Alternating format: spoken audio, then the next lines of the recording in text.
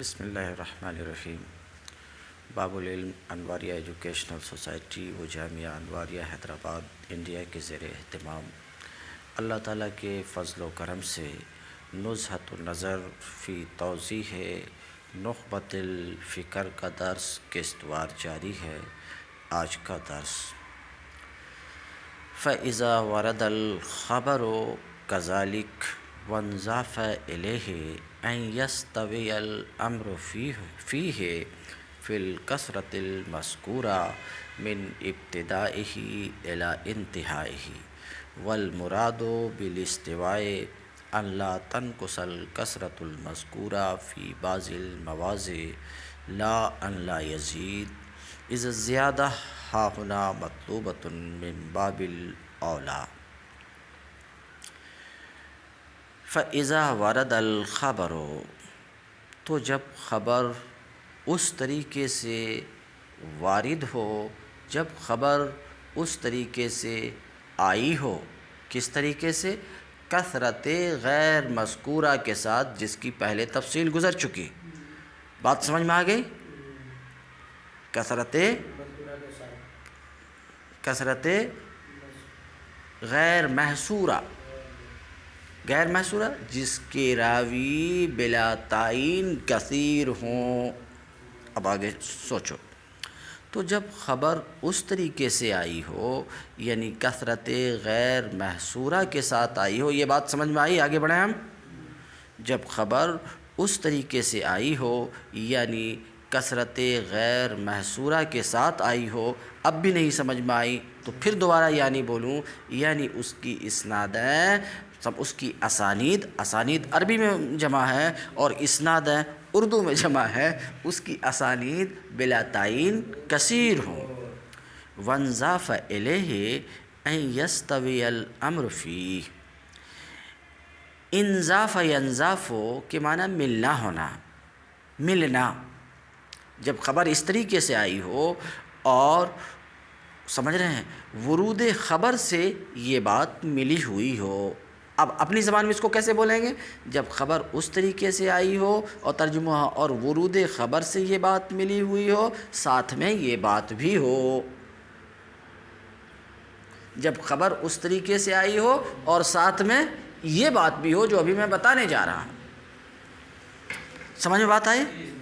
کہتے ہیں وانضاف الیہ، اور ورود خبر کے ساتھ یہ بات ملی ہوئی ہو، ان یستوی الامر فیہ فی الکثرۃ المذکورہ من ابتدائہ الی انتہائہ، سمجھ رہے ہیں، اور اس سے یہ بات ملی ہوئی ہو کہ یہ کثرت ابتدا سے انتہا تک یکساں ہو۔ یہ کثرت، مطلب خیز ترجمہ کر رہا ہوں، یہ کثرت ابتدا سے انتہا تک یکساں ہو۔ کئی بار اس کی وضاحت کر چکا ہوں۔ والمراد بالاستواء، ابھی جو یعنی اس کے روات کثیر ہوں اور یہ کثرت ابتدا سے انتہا تک یکساں ہو۔ بات سمجھ رہے ہیں؟ تو یہ جو کہا گیا کہ یہ کثرت ابتدا سے انتہا تک یکساں ہو، برابر ہو، یکساں برابر ہو، بولے ایسی تو کوئی خبر مل ہی نہیں سکتی ہے، دنیا میں کتنی بھی کوشش کر لو کہ ابتدا سے انتہا تک جو ہے، سمجھ رہے ہیں، یہ کثرت برابر ہو، کسی میں کچھ کم، کسی میں کچھ زیادہ، وہ تو ہونا ہی ہونا ہے۔ کسی طبقے میں 20 ہو سکتے ہیں، کسی میں 30 ہو سکتے ہیں، کسی میں 40 ہو سکتے ہیں، تو پھر ایسی کوئی خبر ہی نہیں ہوگی، تو پھر یہ بات کر کے ہی بیکار ہوگی۔ تو بتا رہے ہیں کہ یہ جو ہم بولے کہ یہ کثرت ابتدا سے انتہا تک برابر ہو، اس کا مطلب یہ ہے کہ جس قدر کثرت درکار ہے ایک خبر کے متواتر ہونے کے لیے، جتنی کثرت درکار ہے، جتنی کثرت چاہیے، سمجھ رہے ہیں، اس کثرت میں کمی نہ ہو۔ برابر ہونے کا مطلب اس کثرت میں کمی نہ ہو۔ مثال کے طور پہ سمجھنے کے لیے کئی بار بول چکا ہوں، مثال کے طور پر ایک خبر کے متواتر ہونے کے لیے اس کی سند ہیں، اس کے راوی، سمجھ رہے ہیں، کثیر ہوں۔ کثیر ہونے کا مطلب مثال کے طور پہ 100، یعنی آپ اپنے طور پہ پوچھیں گے کہ کثیر کتنے ہوں، تو عدد تو معین نہیں کر سکتے ہیں، کہ سمجھانے کے لیے 100 ہو تو ابتدا سے انتہا تک برابر ہو، یعنی کہیں پر 100 سے کم نہ ہو، بڑھ جائیں تو کوئی مضائقہ کی بات نہیں ہے۔ تو یہ جو بات کہی گئی کہ یہ کثرت ابتدا سے انتہا تک برابر ہو، یکساں ہو، برابر ہونے سے یہاں پر مطلب یہ ہے، ہماری مراد برابر ہونے سے یہ کہ جتنی کثرت چاہیے خبر متواتر کو، خبر متواتر کو جتنی کثرت چاہیے اس میں کمی نہ ہو، زیادتی ہو تو یہ سمجھ رہے ہیں پریشانی کی بات نہیں ہے، بلکہ یہ بہتر بات ہے۔ کیوں؟ کیونکہ زیادتی تو یہاں پر مطلوب ہے، کیونکہ جب زیادتی ہوگی تو ظاہر سی بات ہے علم اور یقین اور بڑھے گا۔ جب 100 لوگوں کے کہنے سے کسی بات کا یقین ہوتا تو ظاہر سی بات ہے 100 لوگ کے بجائے اگر 200 لوگ خبر دیں گے تو یقین بڑھے گا، گھٹے گا تو نہیں۔ وہی مقصد ہے یہاں راوی کی زیادتی کی شرط لگائے جانے کا مقصد کیا ہے؟ یقین کا حصول۔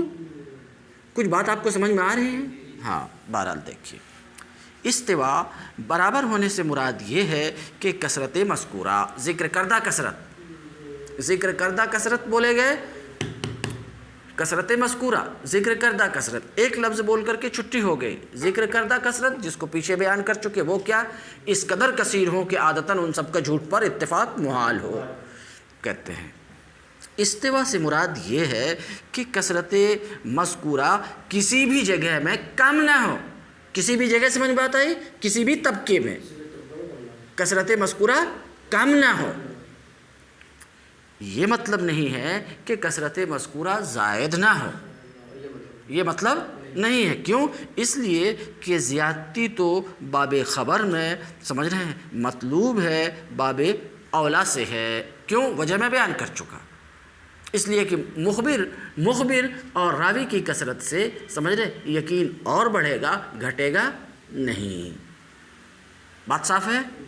آگے وَأَن يَكُونَ مُسْتَنَدُ انتہائِهِ الْأَمْرَ الْمُشَاهَدُ، اور یہ سمجھ رہے ہیں، اور یہ بات بھی کہ اس سند کی انتہا سمجھ رہے ہیں، اس سند کی انتہا امر حسی ہو۔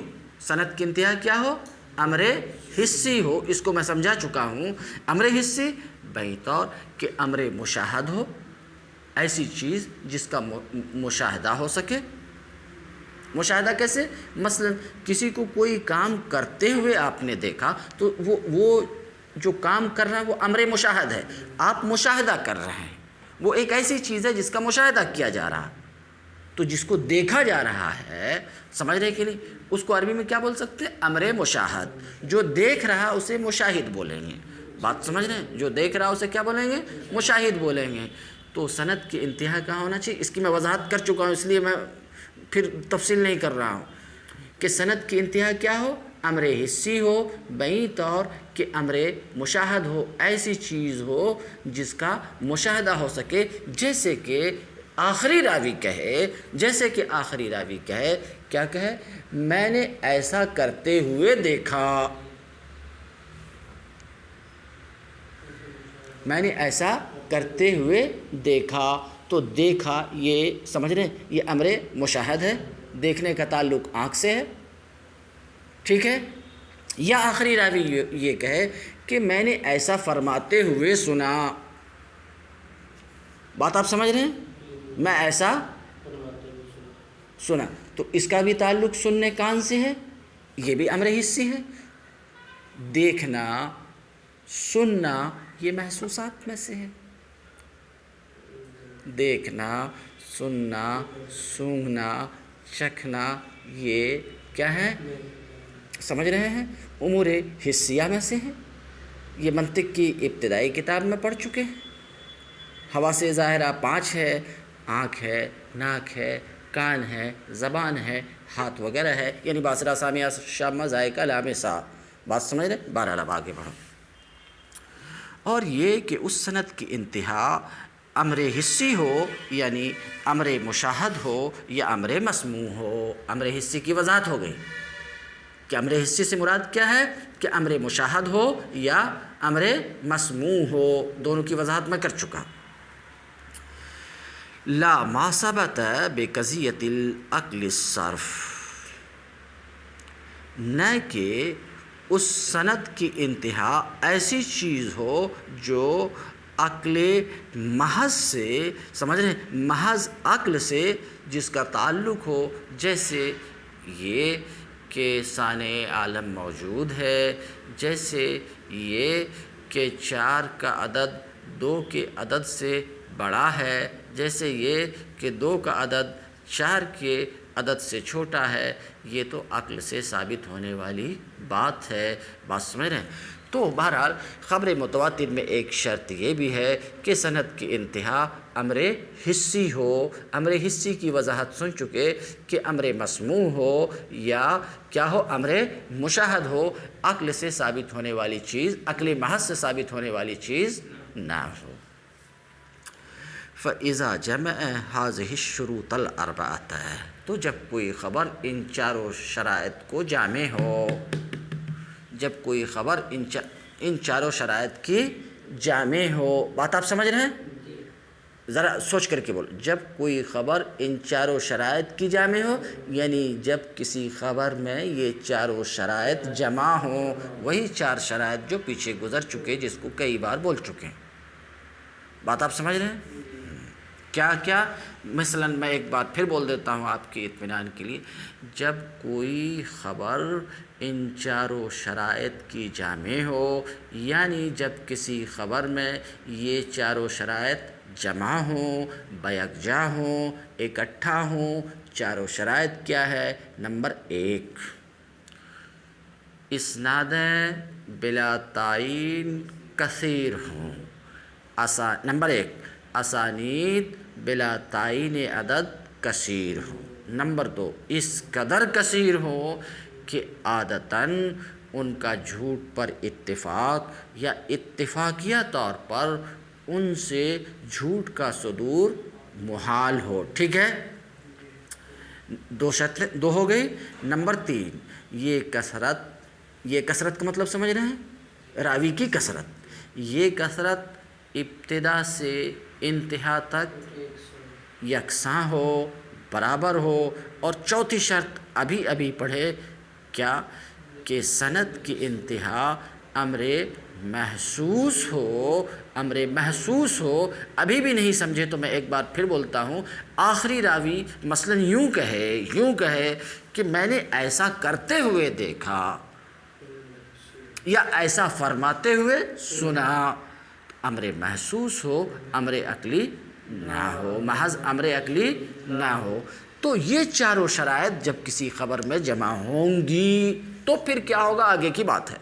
ابھی صرف اتنی ہی بات ہے کہ جب یہ 4 شرائط کسی خبر میں جمع ہوں گی، اکٹھا ہوں گی، یعنی کوئی خبر ان 4 شرائط کی جامع ہوگی، کہتے ہیں اذا جمع هذه الشروط الاربعة، جب کوئی خبر ان 4 شرائط کو جامع ہوں گی۔ 4 شرائط کیا ہیں میں بیان کیا، اور اسی کا یہاں پر خود صاحب کتاب شارح بیان کر رہے ہیں۔ یہی شارح ہیں، یہی ماتن ہیں، بات صاف ہے بالکل، جو شارح ہیں وہی ماتن ہیں۔ کہتے ہیں کہ جب خبر ان 4 شرائط کو جامع ہوں، 4 وہی ہے اور وہ ہو، بین سطور میں لکھا ہے 4 شرائط میں سے پہلی شرط یہ ہے کیا کہ عدد کثیر، کہ کیا ہوں، عدد کثیر ہوں۔ کیا مطلب؟ اسانید کثیر ہوں۔ نمبر 2، پوری تفصیل سن چکے، میں ترجمہ کر رہا ہوں۔ نمبر 2، عقل ان سب کے جھوٹ پر اتفاق کو محال سمجھے۔ نمبر 3، رواؤ ذالک عن مثلہم، سمجھ رہے ہیں، اس خبر کی روایت کی ہو، رواؤ ذالک عن مثلہم، اپنے مثل سے ابتدا سے انتہا تک۔ اس کو صاف لفظ میں کیا کہا؟ صاف لفظ میں اس کی تعبیر ہم نے کیسے کی؟ بولیے، اس بات کی صاف لفظ میں کیا؟ یہ کثرت ابتدا سے انتہا تک برابر ہو۔ ٹھیک ہے۔ نمبر 4، وَكَانَ مُسْتَنَدُ انتہائِهِمْ، اور سند کی انتہا امر حسی ہو۔ سند کی انتہا امر حسی ہو، امر عقلی نہ ہو۔ یہ 4 شرائط ہو گئی، دیکھ لیا؟ تو ابھی تک کتنی سی بات کہی گئی؟ فَإِذَا جَمَعَ هَذِهِ الشُّرُوطَ الْأَرْبَعَةَ، جب کوئی خبر ان چاروں شرائط کو جامع ہو، جب کسی خبر میں یہ چاروں شرائط جمع ہوں، اتنی سی بات ہوئی، پھر کیا ہوگا؟ کہتے ہیں ایک بات سن لو، جب کسی خبر میں یہ چاروں شرائط جمع ہوں اور ان چار شرائط کے ساتھ ایک پانچویں شرط بھی ملی ہوئی ہو، تب ایسا ہے۔ کیسا ہے اس کو بیان کریں گے۔ ارے بھائی آ رہا ہے، اپنے سے تو کچھ دیکھتے نہیں ہو، میرا ہی کہتے ہو کہ ایک ہی مرتبہ میں سب کچھ بول دو، تو کیسا میں بول سکتا ہوں بھائی؟ ایک ایک کر کے بولنے والا ہوں، ایک ہی زبان ہے میرے پاس، دو تین زبان کہاں ہے پھر؟ چلیے، ہاں چار شرطیں ہو گئی۔ چوتھی شرط کیا تھی؟ کہ انتہائی سند امر حسی ہو۔ پانچویں شرط وانضاف ہے، وانضاف الی ذالک ہے۔ ابھی انضاف ینضاف کے معنی بتا چکا ہوں، ملنا، اور ان چاروں شرطوں کے ساتھ یہ بات بھی ملی ہوئی ہو۔ اب اس کو سمجھنے کے لیے ان چار شرطوں کے ساتھ یہ شرط بھی متصل ہو، اور جب ایک شرط اور ملا دیا تو اس کا مطلب یہ کہ خبر میں پانچوں شرطیں ہوں۔ کہتے ہیں وانضاف الی ذالک، اور اس سے بین سطور والے وضاحت کرتے ہیں، مذکورہ شرطوں کے ساتھ یہ بات بھی ملی ہوئی ہو۔ کیا ملی ہوئی ہو؟ کہتے وانضاف الی ذالک ان یصحب خبرہم افادۃ العلم لسامعہ۔ یہاں پوچھا آپ نے پانچویں شرط، یہ پانچویں اور آخری شرط ہے۔ یہ چاروں باتیں ایک خبر میں ہیں، اس کے ساتھ ساتھ خبر میں یہ بات بھی ہے، ذرا بات سمجھیے، خبر میں یہ بات بھی ہے کہ وہ خبر یقین کا فائدہ دے رہی ہو۔ ذرا بات سمجھو، ابھی میں یقین کا فائدہ دے رہی اسے سمجھاؤں گا، پہلے اس کو لے لو۔ خبر یقین کا بھی فائدہ دے، یہ پانچویں شرط، تو کل 5 شرطیں ہو گئی۔ یہ پانچوں شرط کسی خبر میں ہو تو وہی متواتر ہے، اتنا آپ نے لے لیا۔ اب پانچویں شرط یہ کہ خبر یقین کا فائدہ دے،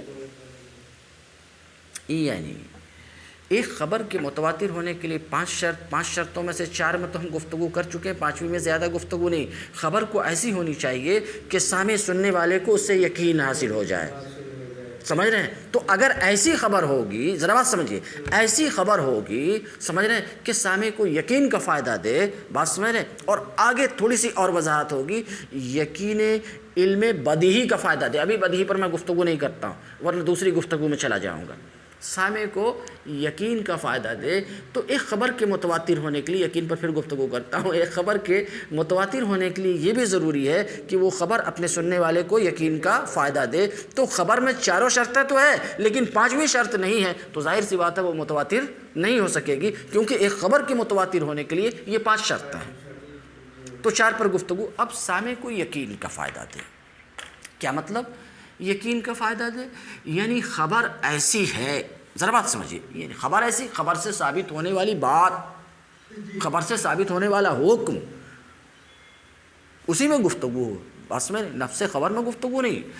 تو خبر ایسی ہے، جو میں بولا خبر ایسی یعنی خبر سے ثابت ہونے والا حکم ایسا ہے، خبر ایسی ہے کہ سامع اس کے ماننے پر مجبور ہو جائے، بلفظ دیگر سامع کو اسے سمجھنے کے لیے، ذرا بات سمجھیے، خبر ایسی ہو، اب میں بتا چاہوں خبر یعنی خبر سے ثابت ہونے والی بات اور حکم، خبر ایسی ہو کہ اس کو سمجھنے اور جاننے کے لیے اور کسی دلیل کی ضرورت نہ ہو۔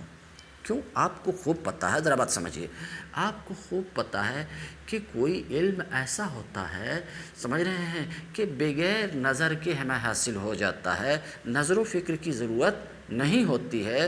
کوئی علم ایسا ہوتا ہے، سمجھ رہے ہیں، جس کو ماننے پر انسان مجبور ہو جاتا ہے، انکار نہیں کر سکتا، اور کوئی علم ایسا ہوتا جہاں انکار کی گنجائش ہوتی ہے، وہ علم آدمی کو حاصل ہوتا ہے نظر و فکر سے۔ دونوں طرح کا علم ہے۔ مثال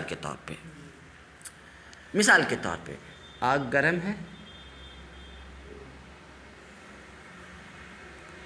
تو آگ کی گرمی کا علم، اس کے حصول کے لیے نظر و فکر کی ضرورت نہیں ہے، ٹچ کرو معلوم ہو جاتا، اس کے لیے مقدمات کو ترتیب دینے کی ضرورت نہیں ہے، بس میرے اور عالم حادث ہے، صانع عالم موجود ہے، بس میرے اس کے علم میں ہمیں نظر و فکر کی ضرورت پڑتی ہے، مقدمات کو ترتیب دینے کی ضرورت پڑتی ہے۔ تو علم دو طرح کا ہے، ایک وہ ہے جو بغیر نظر کے حاصل ہو جاتا ہے، بات برابر ہے؟ ابھی نثار ہمارا ٹائم ہے 10 منٹ، سمجھ رہے ہیں؟ ایک وہ علم ہے، سمجھ رہے ہیں، جو بغیر نظر کے حاصل ہوتا ہے، یعنی جس کے سمجھنے اور جاننے میں ہمیں نظر و فکر کی ضرورت، اور ایک وہ علم ہے جس کے حصول میں نظر و فکر کی ضرورت ہوتی۔ مثال آپ نے سن لیا، تو بات یہاں پر یہ چل رہی ہے کہ ایک پانچویں شرط خبر متواتر میں بھی ہے۔ کیا پانچویں شرط ہے؟ پانچویں شرط یہ ہے کہ خبر ایسی ہو، اب میں بار بار بول چکا ہوں، خبر ایسی ہونے کا مطلب خبر سے ثابت ہونے والی بات، خبر ایسی ہو کہ سامع کو یقین کا فائدہ دے۔ اگر یہ بات بھی ہوگی تب متواتر ہوگی، کوئی ایک بات کا فقدان ہوگا تو وہ متواتر نہیں ہوگی۔ مثال کے طور آگے دیکھیں گے، اتنی سی بات تو سمجھ میں آئی؟